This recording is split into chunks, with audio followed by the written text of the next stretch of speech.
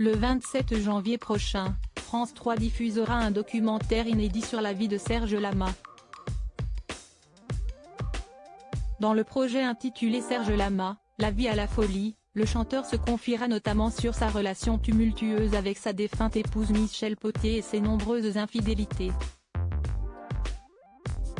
Après une carrière longue de 60 années riche en succès, Serge Lama a annoncé tirer sa révérence en septembre dernier. À l'aube de ses 80 printemps, le chanteur qui s'est fait connaître au milieu des années 1960 fait l'objet d'un documentaire baptisé Serge Lama, la vie à la folie. Une rétrospective diffusée le 27 janvier prochain sur France 3 dans laquelle l'interprète de Je suis malade retrace son parcours musical et sa vie loin des projecteurs, dont son union avec Michel Pottier, rencontré en 1969 et à qui il s'est uni en juin 1991. Un mariage couronné par l'arrivée d'un enfant nommé Frédéric, le 23 septembre 1981, mais assombri par les nombreuses infidélités de Serge Lama. Des écarts assumés par le chanteur et face auxquels son épouse a préféré fermer les yeux.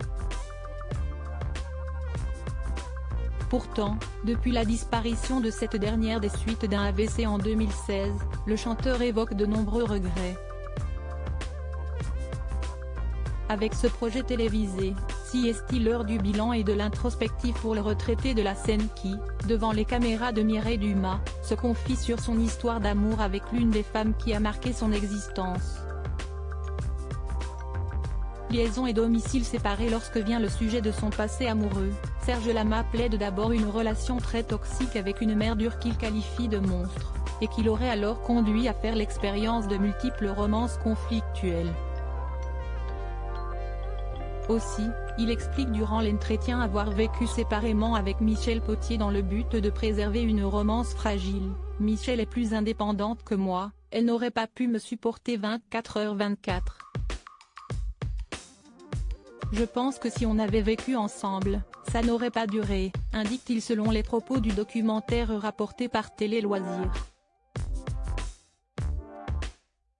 Une vie commune dans des lieux séparés parfois marqués par la jalousie, comme il le relate.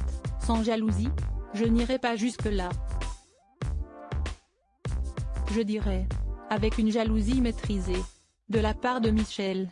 Une idylle tempétueuse dans laquelle son épouse a fait preuve d'un tempérament robuste face aux incartades de l'artiste et qui resta silencieuse à l'arrivée d'une seconde femme, Luana Santonino, de 35 ans, la cadette de son mari, avec qui il s'est finalement uni en 2022.